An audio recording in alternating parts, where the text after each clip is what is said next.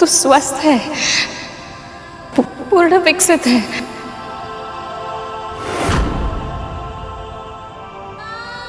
अपने सामान्य रूप में आप पुत्र।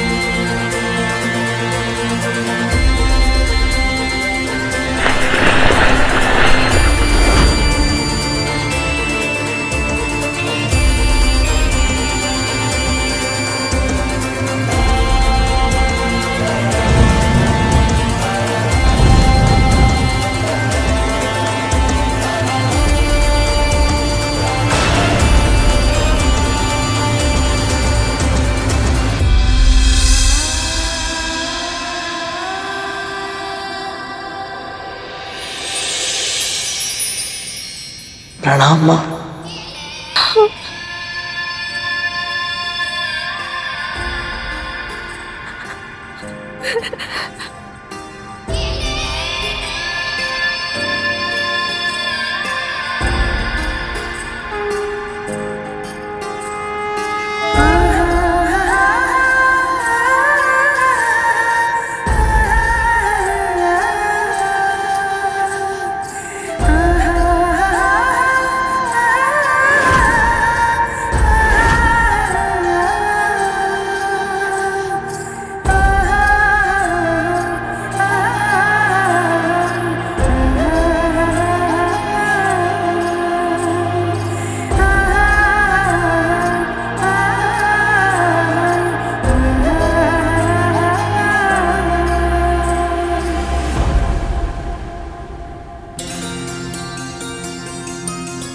तेरा स्थान मेरे चरणों में नहीं, मेरे हृदय में है पुत्र।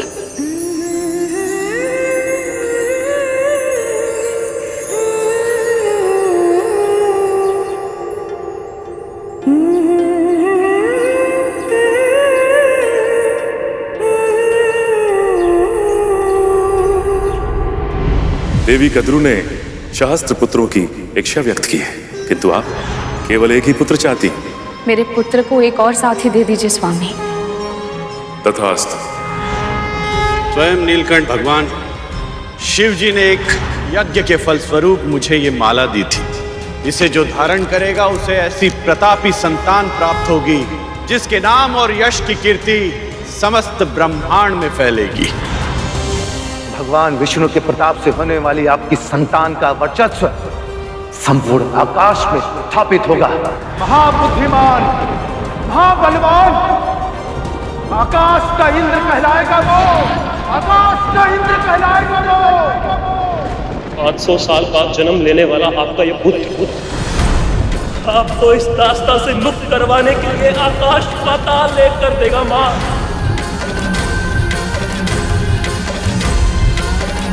अपनी माँ के धैर्य की और कितनी परीक्षा लोगे तुम?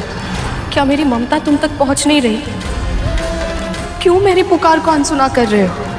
ऐसी कौन सी समाधि में लुप्त है प्रभु जो अपनी भक्त की पुकार आप तक पहुंच ही नहीं पा रही है?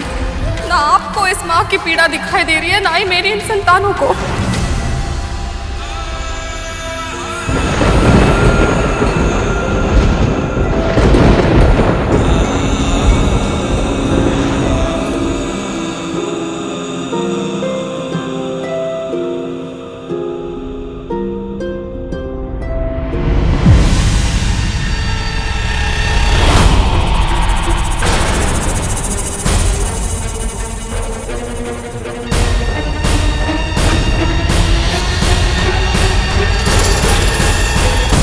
क्या हुआ माँ? और ये सब कौन है? ये नाग हैं तेरे भाई, और ये हैं तेरी बड़ी माँ और इन नाग भाइयों की माँ कद्रू।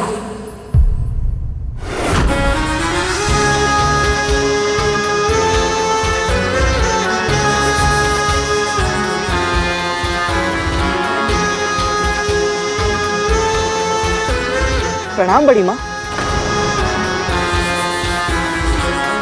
मेरी भूल के लिए मुझे क्षमा कर दीजिए। वो मैं आपको और अपने भाइयों को पहचान नहीं पाया।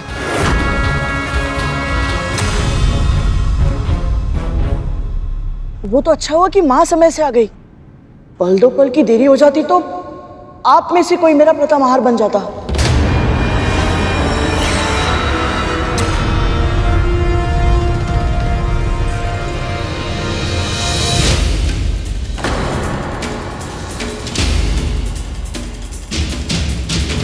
मुझे पूरा विश्वास है कि तुम्हारी माँ ऐसी भूल फिर कभी नहीं होने देगी, है ना विंता?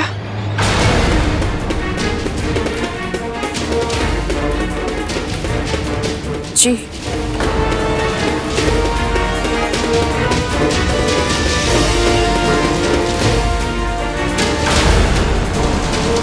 माँ आपको चिंतित लग रही है, क्या कारण है?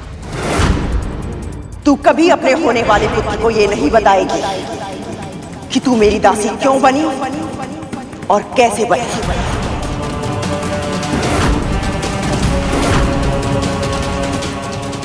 कुछ भी तो नहीं पुत्र। तू चल मेरे साथ चल, पहले नारायण का आशीर्वाद ले ले। चल आजा।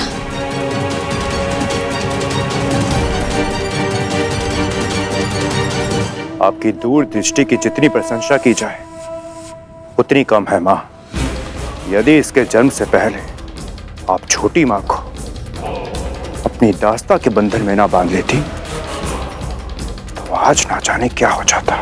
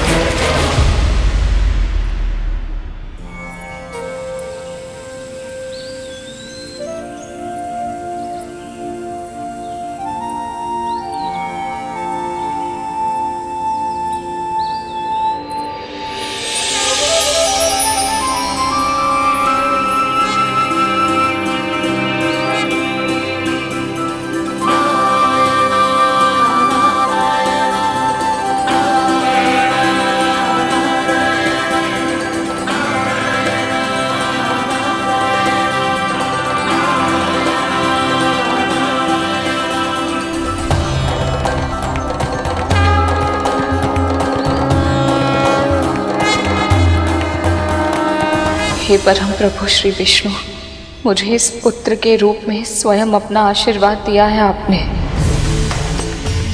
हर माँ की तरह मैंने भी अपने पुत्रों के लिए स्वप्न देखे थे, आशाएं संजोई थी, पर पहले पुत्र के जन्म लेते ही मुझसे दूर हो जाने के कारण मेरी आशाएं बिखर गई थी। वो सारे स्वप्न टूट गए थे और अब 1,000 वर्षों की लंबी प्रतीक्षा के बाद मुझे ये पुत्र मिला है, तो मैं माँ बनने से पहले ही दासी बन चुकी हूँ।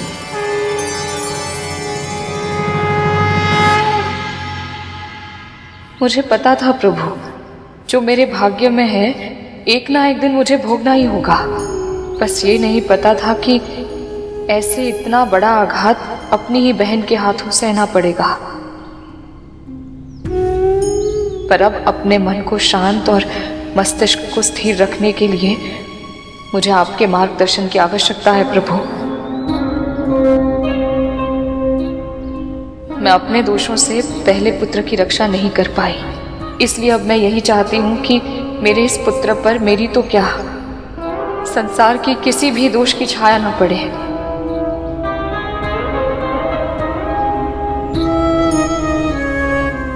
दासी पुत्र होने के बाद भी आदर्श बने, महान बने, मेरी ये प्रार्थना स्वीकार कीजिए प्रभु। इसे अपना आशीर्वाद दीजिए।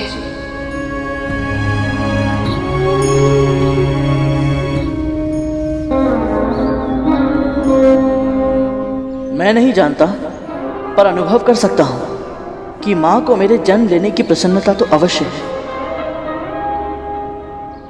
पर कहीं ना कहीं इनका मन उदास भी है। मुस्कुराहट में अजीब सी झिझक है। माथे पर चिंता की रेखाएं हैं। हे प्रभु, मुझे इतनी भक्ति, बुद्धि और शक्ति दीजिए कि मैं अपनी माँ की हर उदासी, हर चिंता, हर दुख को दूर कर सकूं।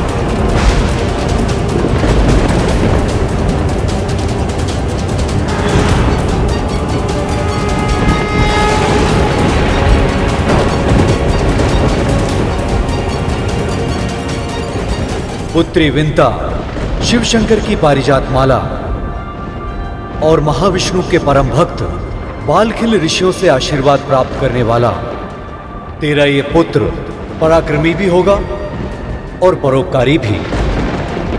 ना तो ये किसी के साथ दुष्ट व्यवहार करेगा और ना ही किसी के साथ दुष्टता होने देगा। ऐसे अनेक असाधारण कार्य करेगा ये, जिनके कारण आने वाले युगों में समस्त संसार इसे धर्म योद्धा गरुड़ के नाम से जानेगा।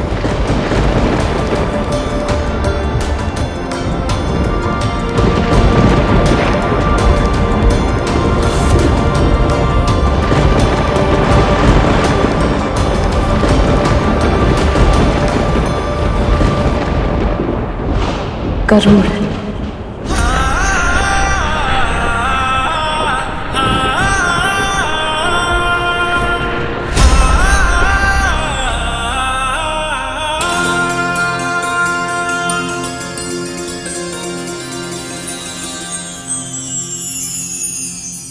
मेरा पुत्र गरुड़।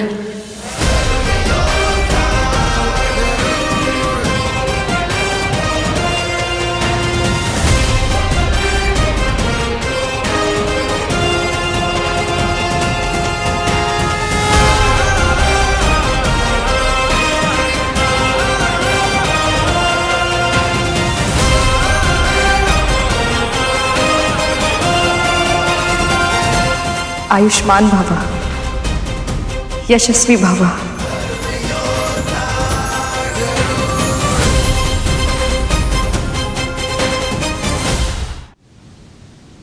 जो संसार में सबसे अधिक स्नेह विंता से करती थी, उसी बड़ी बहन के द्वारा छल से दासी बनाए जाने के दुख से विंता हमेशा के लिए टूट चुकी थी। पता है गरुड़, तुम्हारी माँ बहुत विद्वान, बहुत बुद्धिमान हुआ करती थी। कोई कल्पना भी नहीं कर सकता था कि जिसके चेहरे पर आत्मविश्वास का ऐसा तेज दमकता हो, वही विंता भय की छाया में सदा सदा के लिए दासी बनकर रह जाएगी। और उनके साथ हुई घटना के कारण तो वो पहले ही टूट चुकी थी, और कद्रू के निर्मम वार ने उसके कोमल से हृदय को चकनाचूर कर दिया था। तुम्हारी सुरक्षा करना जीवन का उद्देश्य बन गया था। अपने लक्ष्य को साधने के लिए कद्रू उसके भाई का उपयोग कर रही थी। तरह तरह की शारीरिक मानसिक दबाव डाले ताकि उसका आत्मविश्वास और उसका मनोबल पूरी तरह से टूट जाए। और यही हुआ। धीरे धीरे विंता स्वयं को भूलने लगी थी।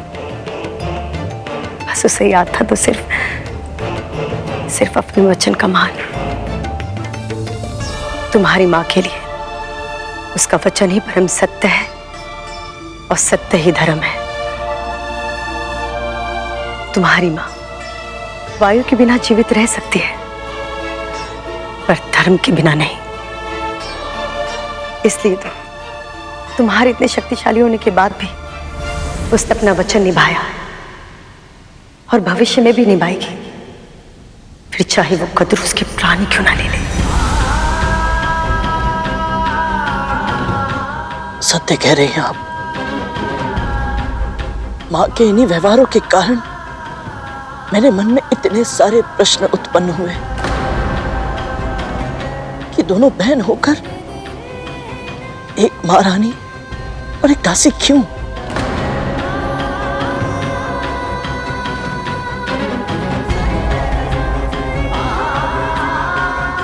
मेरे प्रश्नों के उत्तर देने के लिए आपका बहुत बहुत धन्यवाद दीदी माँ। पर अब भी एक महत्वपूर्ण प्रश्न मेरे हृदय में सुलग रहा है कि मैं अपनी माँ के कष्ट मिटाने के लिए क्या करूं? कैसे दिलाऊं उन्हें इस दास्ता से मुक्ति? गरुड़, कुछ प्रश्नों के उत्तर हमें स्वयं ही ढूंढने पड़ते हैं। मुझे जो कुछ पता था मैंने तुम्हें सब बता दिया। अब मुझे अपने पुत्रों के पास जाना होगा। वो घायल है, उन्हें मेरी आवश्यकता है। मुझे जाने दो।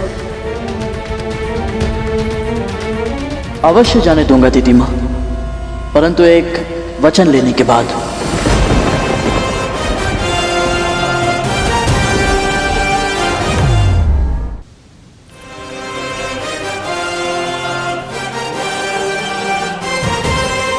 वचन दीजिए दीदी माँ कि मेरी अनुपस्थिति में आपका कोई भी पुत्र, असुर सेना का कोई भी योद्धा, कोई भी सैनिक अदिति माँ की तपस्या भंग करने का प्रयास नहीं करेगा।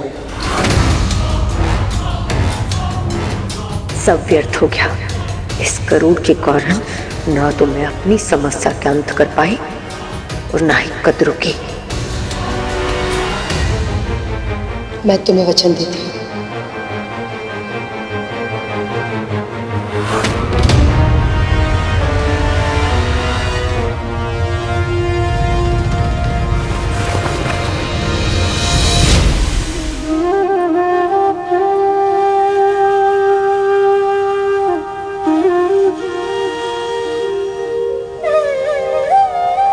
माँ सही कहती है, परम पिता श्री विष्णु रहस्यमय है और कृपा अवश्य करते हैं।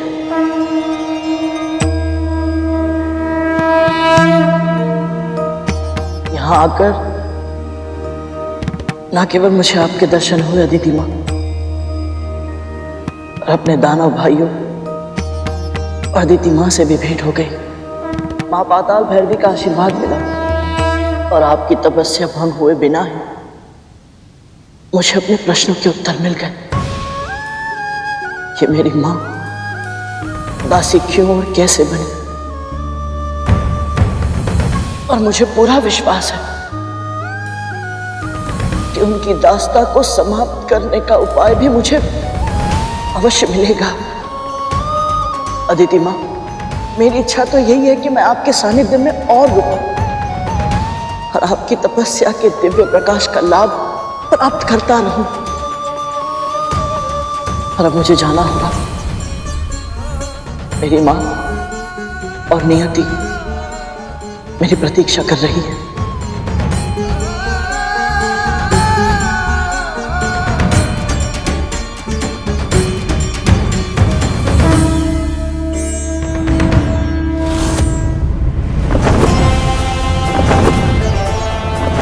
माँ को बिना बताए चला आया था।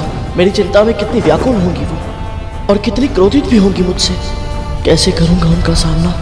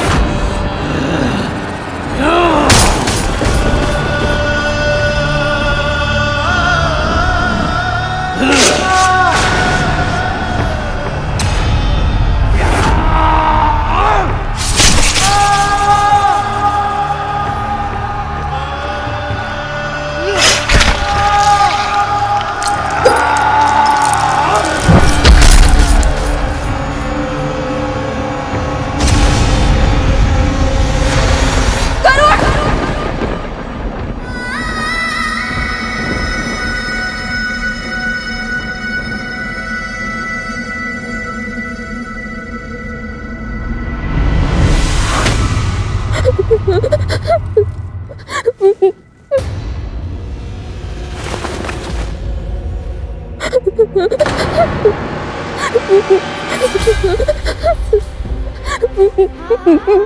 पुत्र, मेरा गरुड़।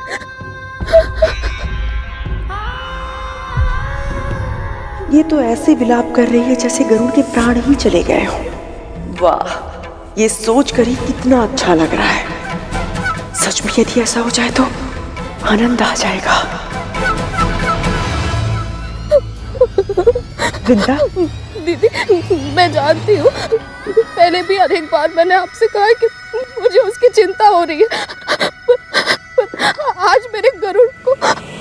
उठो, गहरी सांस लो, आराम से। अब बताओ क्या हुआ है। गहरी सांस लो, अच्छे से।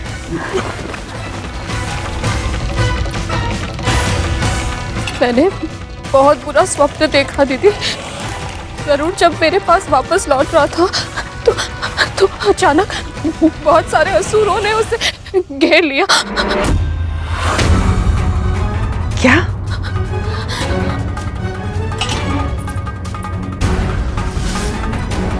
ठीक ठीक बता, क्या देखा तूने?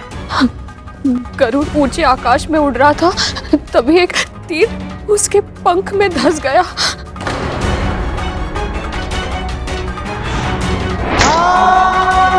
तीर भीतर तक धंस गया था और भूमि पर गिर पड़ा।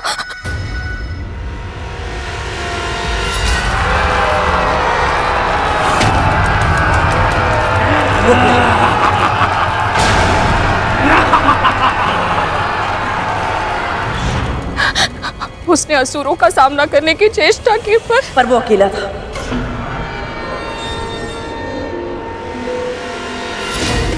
और असुर बहुत सारे। कोई उसके पंखों पर तीरों की वर्षा कर रहा था तो कोई उसकी चोंच को घाव पहुंचा रहा था।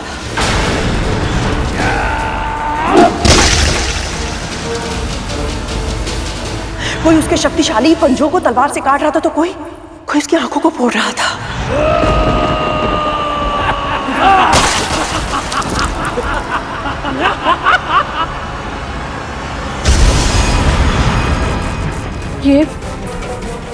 ये सब आपको कैसे पता?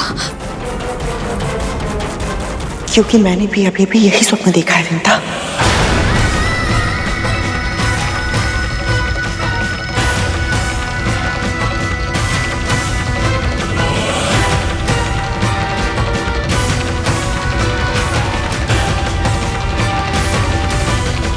मैं जानती हूँ मेरी बात पर विश्वास करना तेरे लिए कठिन होगा, किंतु सत्य तो यही है ना विंता।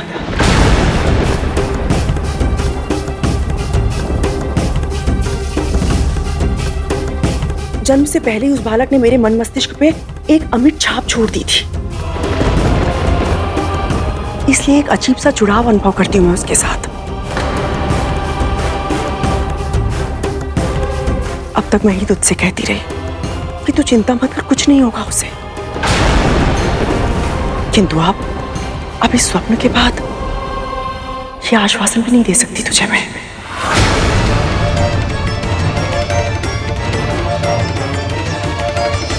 तू तो जानती है ना विंता,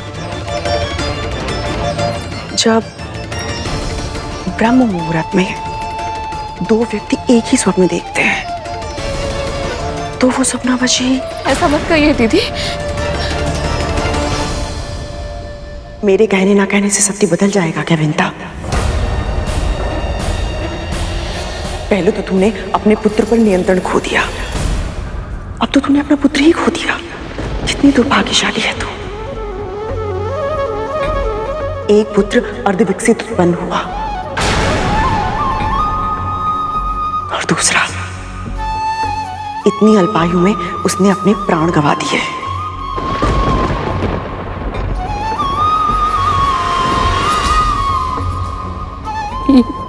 यह संभव है? ऐसा नहीं हो सकता। मेरा पुत्र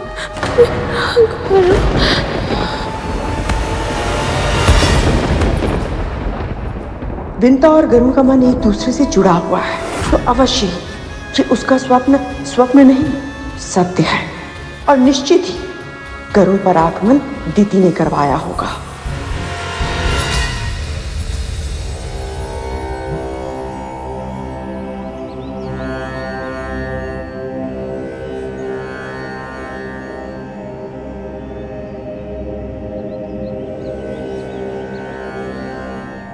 ॐ यमाय सोममनुनुत यामाय जुहुता हविः यमं ह यज्ञो गच्छति अग्निदूतो अलङ्कृतः ॐ यमाय सोममनुनुत यामाय जुहुता हविः यमं ह यज्ञो गच्छति अग्निदूतो अलङ्कृतः ॐ यमाय सोममनुनुत यामाय जुहुता हविः यमं ह यज्ञो गच्छति अग्निदूतो अलङ्कृतः ॐ यमाय सोममनुनुत यामाय जुहुता हविः यमं ह। गरुड़ के तन का आकार देखा है?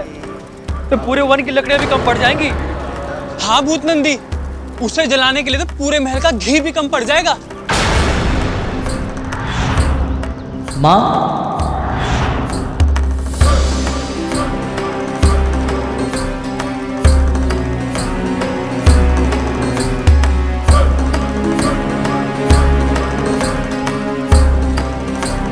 चलिए छोटी माँ।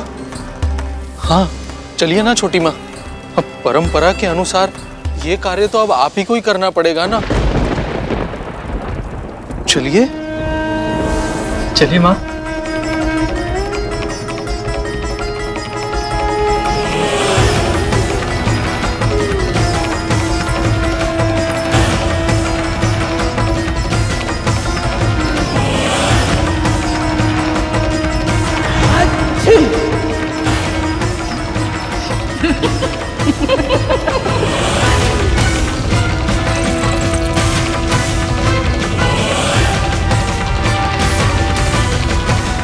गरुड़ का श्राद्ध होगा तो उसकी ताकत कम होगी।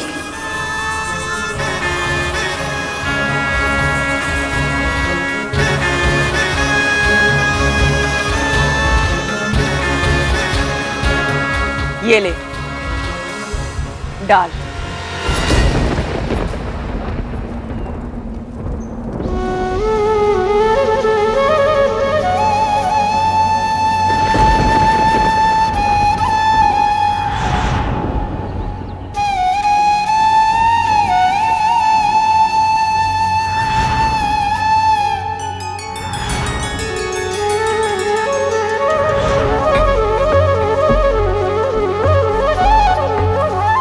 अब आप दिवंगत का नाम बताइए। जिनकी मृत्यु हुई है उनका कुल और नाम बताइए।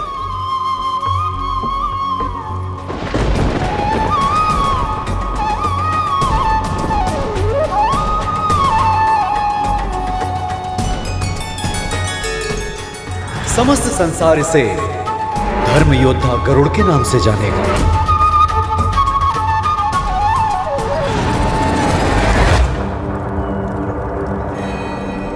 कश्यप पुत्र गरुड़,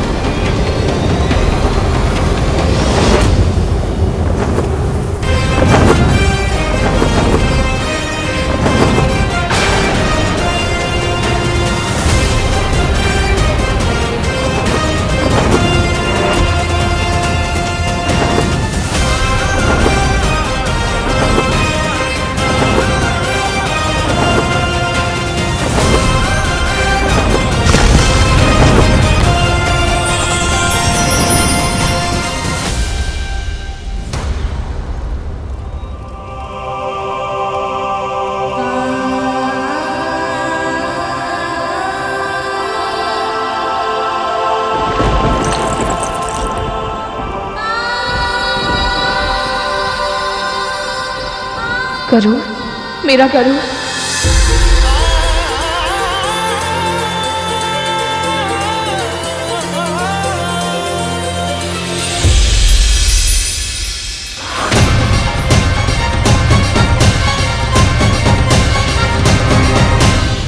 माँ,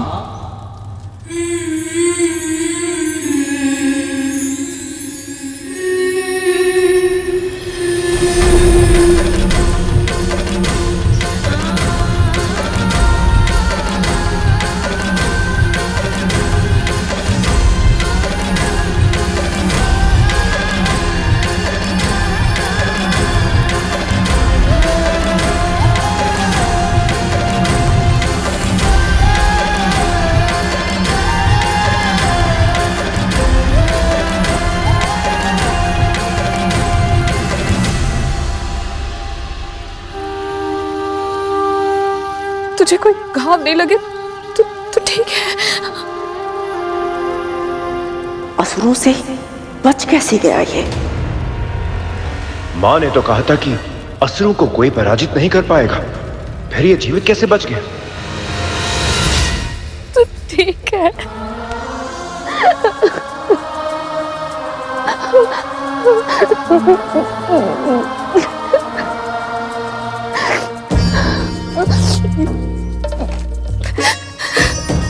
माँ, मुझे क्षमा कर दीजिए, मैं आपको बिना बताए यहाँ से चला गया था।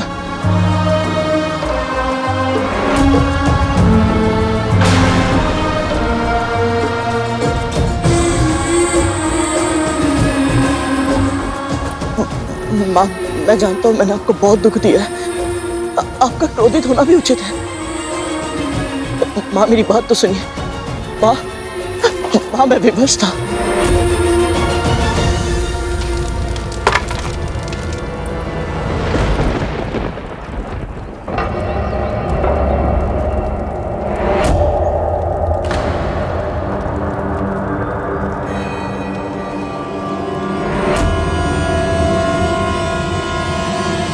मेरी आज्ञा के बिना, मुझे बिना बताए घर छोड़कर तू गया कैसे?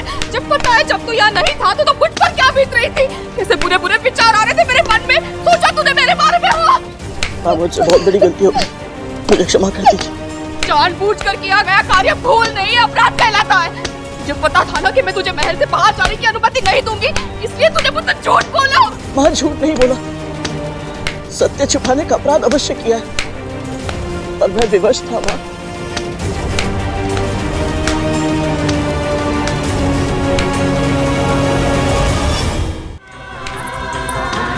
ऐसी क्या विवशता थी? पूछ इससे, कहाँ गया था? कद्रू ने विंता को छल से दासी बनाया था।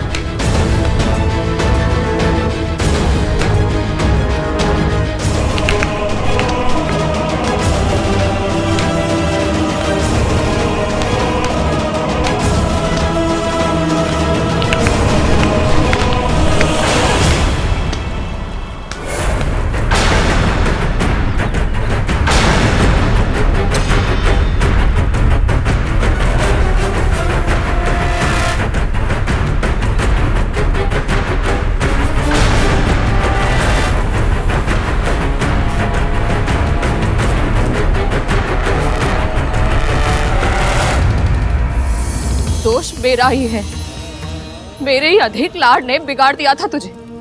मुझे लगा था तू मेरे प्रेम से बंधा है, मुझसे दूर नहीं जाएगा। विश्वास था मुझे तू कहीं भी क्यों ना हो मेरी एक पुकार पर वापस लौट आएगा, पर वो भ्रम था मेरा।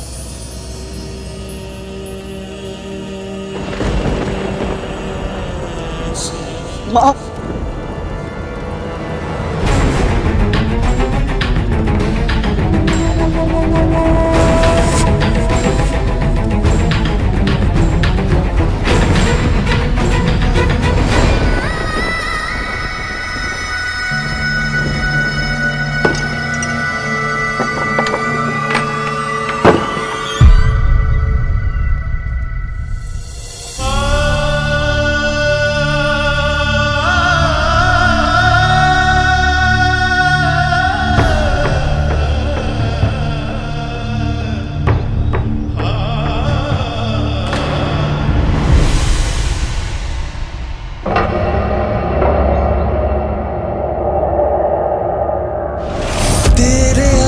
आंचल के कोने में मेरा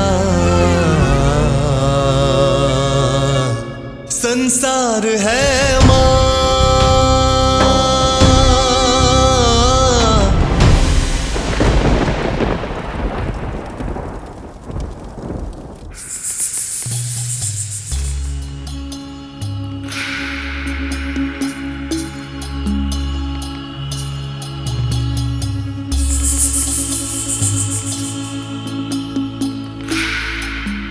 दुमन, ये असुर तो बड़े भीषण होते हैं ना?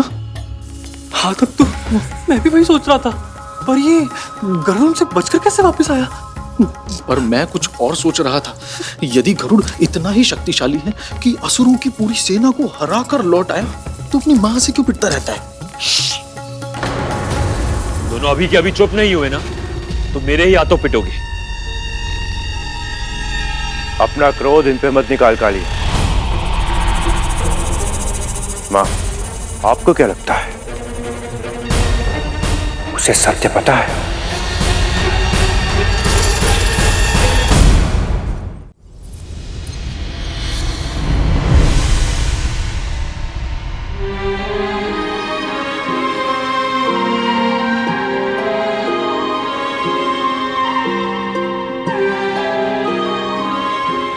मैं जानता हूं आप मेरे लिए इतनी चिंतित क्यों होती हैं। पहला पुत्र अर्धविकसित उत्पन्न हुआ और सदैव के लिए आपसे दूर चला गया। कहीं दूसरे पुत्र को भी कुछ ना हो जाए, इस कल्पना से ही घबरा जाती हैं आप। पर अब आपको ऐसे भयभीत रहने की आवश्यकता नहीं है। झूठ के बादल छट चुके हैं, सत्य का सूर्योदय हो चुका है।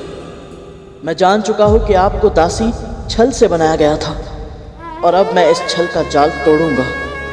मैं आपको दास्ता से मुक्ति अवश्य दिलाऊंगा माँ। जीवन को जीव दिया तूने माँ, संसार से परिचय कराया तूने माँ। उन ईश्वर से भी लड़ जाऊंगा जो तू मुझसे। मुझे पता है गरुड़, तू अपने प्रश्नों के उत्तर खोजने गया था। मैं ये तो नहीं जानती कि तुझे तेरे उत्तर मिले या नहीं, पर ये अवश्य जानती हूँ कि कोई भी प्रश्न और कोई भी उत्तर मेरे उस वचन को नहीं तोड़ सकता जो मैंने कद्रू दीदी को दिया था। तेरे आंचल के कोने में मेरा। विंता अपने प्राण त्याग देगी, किंतु अपना वचन कभी नहीं तोड़ेगी, ये भली भांति जानती हूं मैं। और अब इस आश्वासन के सहारे मैं हाथों पर हाथ रखकर नहीं बैठ सकती। उस गरुड़ की आंखों में मैंने अपने लिए क्रोध, घृणा और तिरस्कार देखा है। उस दिन तो मैंने उसे दंड देकर चुप करवा दिया था, किंतु अब मात्र दंड से कार्य सिद्ध नहीं होगा। कोई ना कोई जानकारी उसे अवश्य है जो नहीं होनी चाहिए थी। अब अपनी अगली चाल निर्धारित करने से पहले मेरे लिए जानना आवश्यक है कि उसे क्या पता है।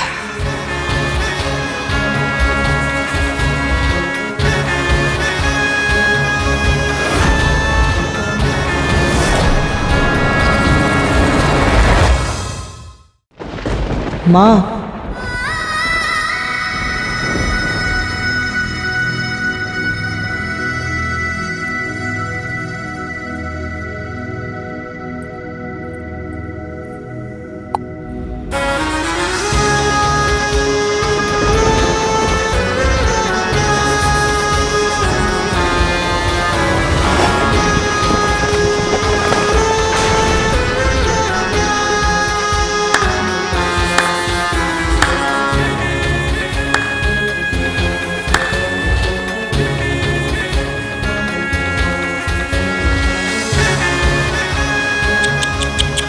क्या हुआ?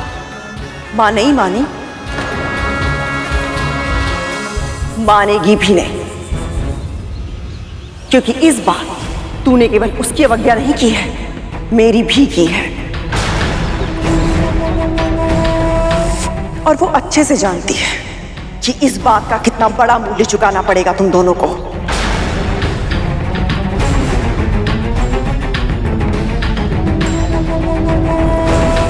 घूर क्या रहा है?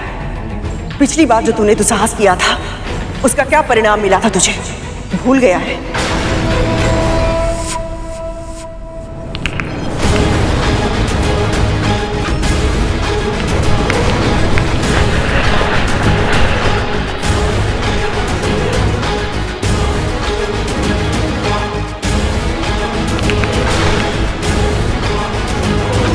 मुट्ठी बीच रहा है, आक्रमण करेगा मुझ पे। क्या किया है मैं? किस बात का क्रोध है मुझ पर?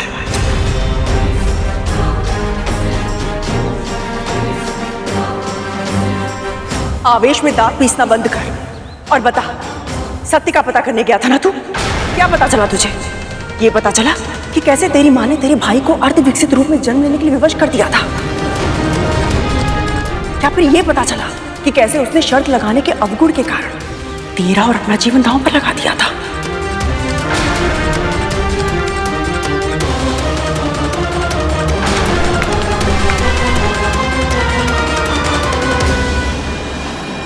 ये मुझे उकसाने का प्रयास कर रही है ताकि मैं आवेश में आकर वो कर जाऊं जो ये मुझसे करवाना चाहती है, पर मैं इनकी चाल का मौना नहीं बनूंगा। अभी मुझे केवल ये पता चला है कि माँ इनकी दासी कैसे बनी, ये नहीं पता चला कि मैं उन्हें दास्ता से मुक्त कैसे कराऊं। इसीलिए पहले मुझे उपाय खोजना है, फिर सही समय पर सही तरह से लक्ष्य प्राप्त करना है, पर उसके लिए मुझे अभी सूझबूझ का परिचय देना होगा।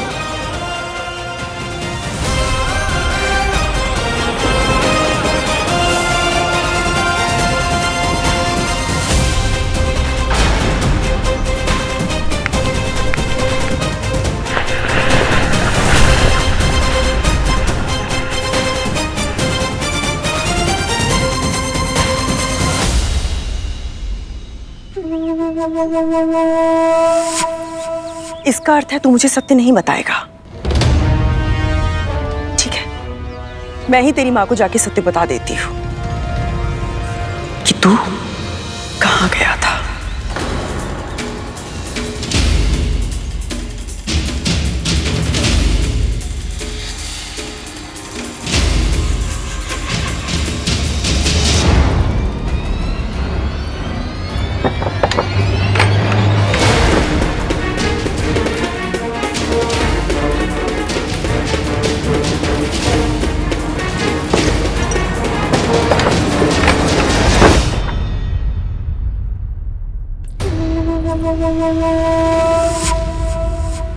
अपने प्रभु विष्णु जी को जितना प्रसन्न करना है तुझे कर ले विंता,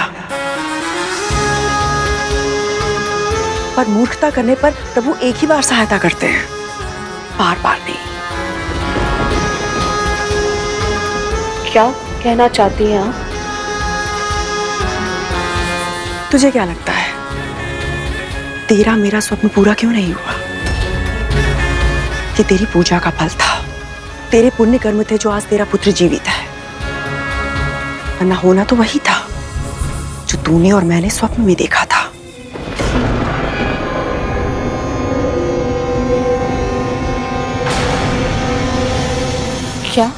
क्या लगा था तुझे?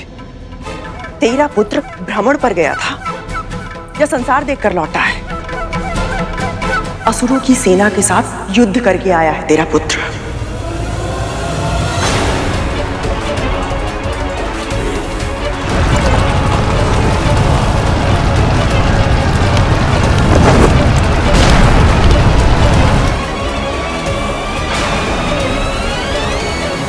गरुड़ अपने प्रश्नों के उत्तर ढूंढने के लिए अदिति दीदी तक पहुंच गया था।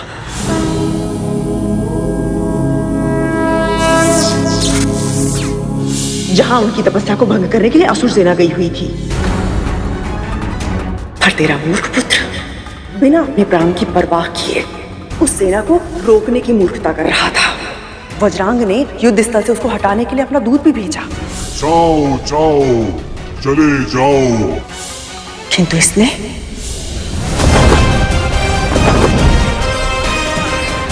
इस तप की रक्षा का लिया है मैंने संकल्प, युद्ध भी अवश्य करूंगा यदि ना रहा कोई विकल्प। बालक समझकर वज्रांग स्वयं से समझाने गया था, किंतु समझने के स्थान पर उसने असुर सेना के सेनापति वज्रांग को ही चुनौती दे दी। मैं बल का प्रयोग नहीं करना चाहता। आपके पास विकट दैत्य, इतनी बड़ी सेना है, किंतु मैं भी दुर्बल नहीं। ये सब उसने तुझसे ही सीखा है ना विंता? अदिति के तप स्तर पर रक्षा रेखा खींच दी और उस रक्षा रेखा को पार करने के लिए सेना को ललकार दिया। यदि आपकी सेना का कोई एक भी योद्धा इस रेखा को पार कर लेगा, मैं स्वयं अपनी हार मारकर यहां से चला जाऊंगा। विश्वास नहीं हो रहा ना तुझे कि तेरा पुत्र सत्य में इतना मूर्ख है? वज्रांग ने उसे प्रेम से बहलाने फुसलाने का भी प्रयास किया, भोजन भेजा उसके लिए, किंतु उसने क्या किया?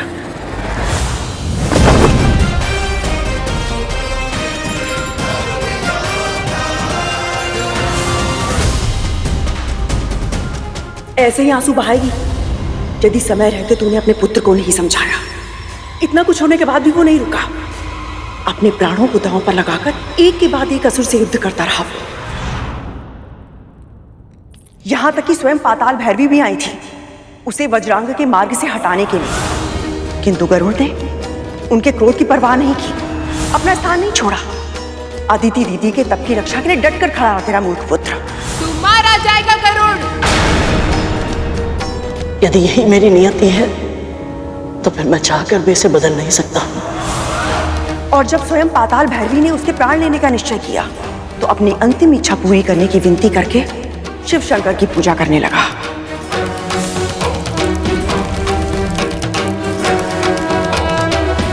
अब भस्म से त्रिपुंड बना।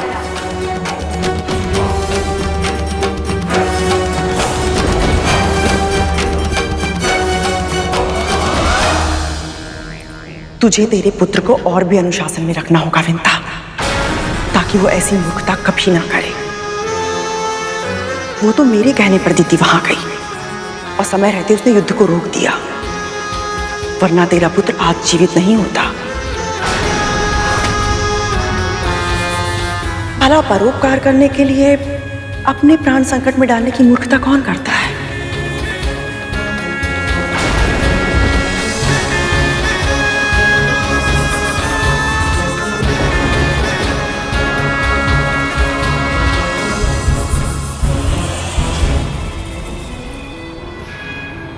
अब आएगा आनंद।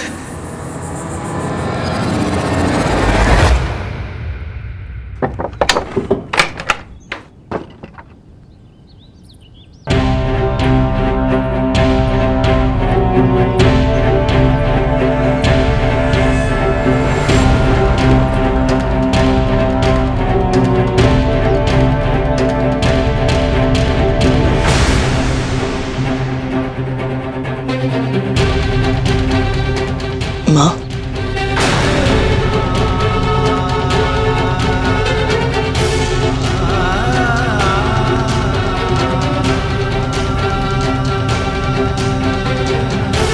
मुझे क्षमा कर दीजिए माँ। मैं इतनी बड़ी भूल फिर कभी नहीं करूंगा। पर मैं चाहती हूँ तू ऐसी भूल बार बार करे।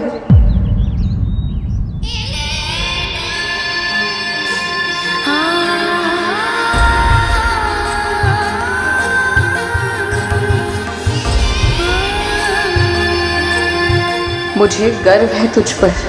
तूने धर्म की रक्षा कर मेरे दिए हुए संस्कारों की लाज रखी है पुत्र।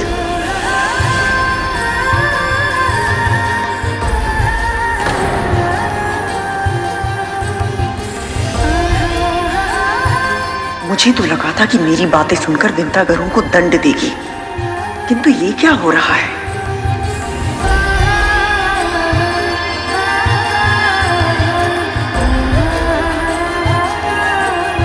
आपको सत्य पता चल गया माँ?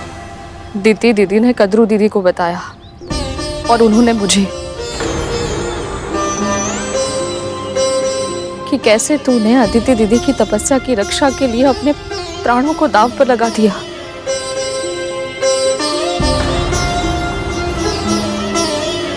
मेरा पुत्र इतना बड़ा हो गया और मुझे पता ही नहीं चला।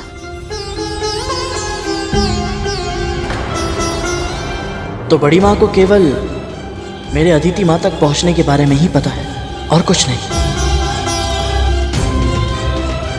तूने इतना बड़ा परोपकार किया, मेरे संस्कारों की लाज रखी और मैंने तुझे। माँ, आप माँ है मेरी। जो भी करती है मेरे भले के लिए तो करती है।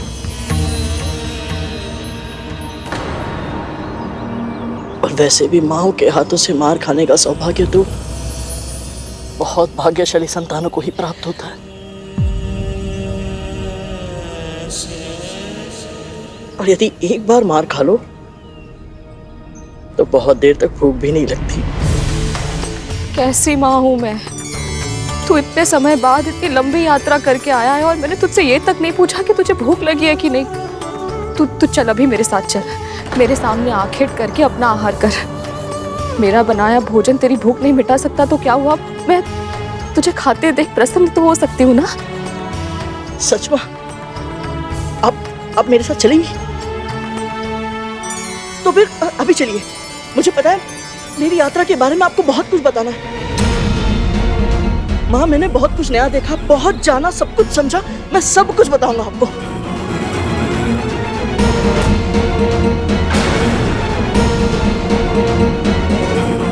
अब ये किस यात्रा की बात कर रहा है और ये विंता को क्या बताना चाहता है? मुझे बहुत कुछ बताना है आपको माँ, चलिए।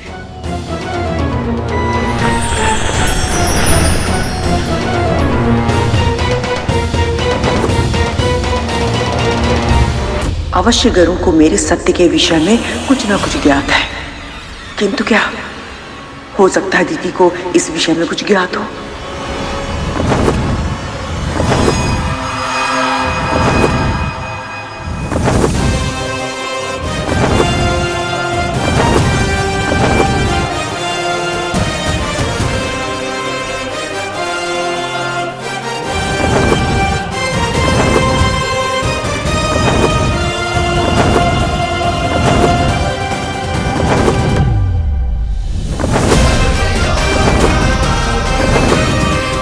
गरुड़, धीरे। तेरी माँ को अभ्यास नहीं है इतनी ऊंचाई का। महाप्रभु विष्णु, मेरे जीवन को इस पुत्र के रूप में साक्षात आनंद से भर दिया है आपने। अपना आशीर्वाद हम दोनों पर सदैव बनाए रखिएगा।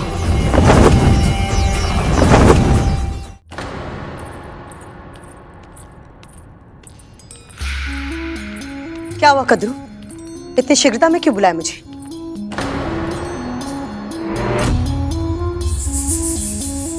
ये देना था तुम्हें।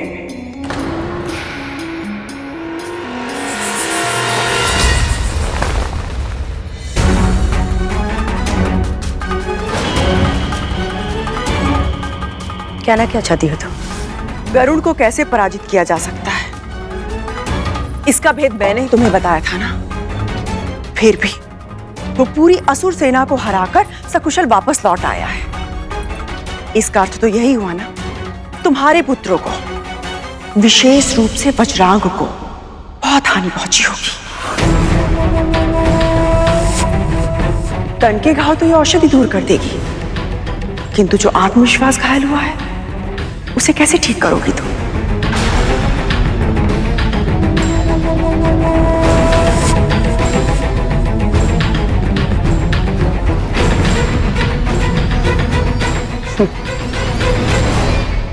तुम्हें मेरे पुत्रों के लिए विचलित होने की आवश्यकता नहीं है कद्रू।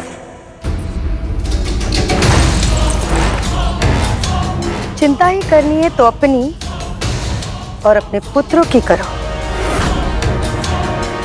क्योंकि बल और बुद्धि दोनों में ही तीव्र है गरुड़।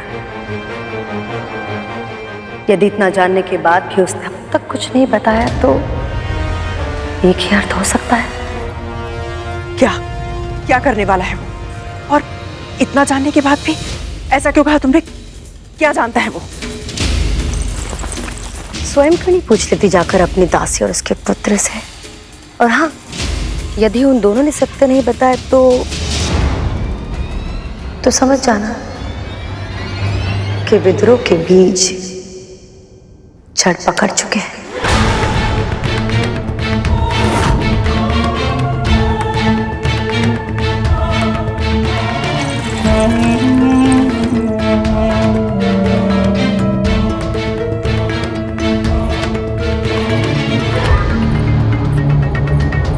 तो क्या करूं? सब कुछ जानता है। यदि हाँ, तो अब तक शांत क्यों है? क्या उसका ये मौन किसी बहुत बड़ी आंधी का सूचक है?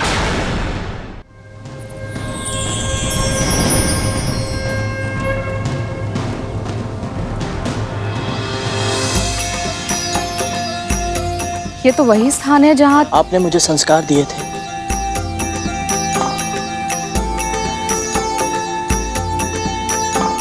मैंने तो केवल इस धागे में गांठें लगाई, पर तूने मेरी हर बात पर अपने मन में गांठ बांधी, मेरे वचनों को स्मरण रखा और उन्हीं के अनुरूप कर्म किया। मैंने जो सिखाया पूरी गंभीरता से तूने उसका पालन किया। तो उसका पालन ना करने का भी विकल्प था क्या मेरे पास? ये बात मेरे मस्तिष्क में आई कैसे नहीं?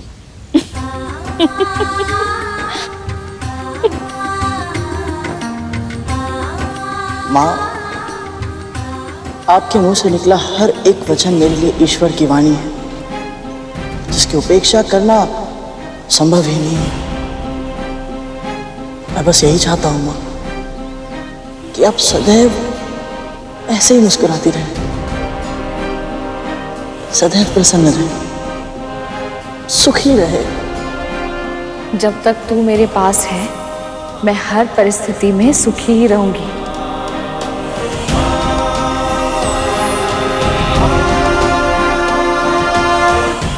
हमारी माँ दीदी ने इसे वचन दिया था कि हम असुर देव माता अदिति को सुरक्षित छोड़ देंगे, पर यह वचन नहीं दिया था कि हम इस पक्षी और इसकी मां पर आक्रमण नहीं करेंगे।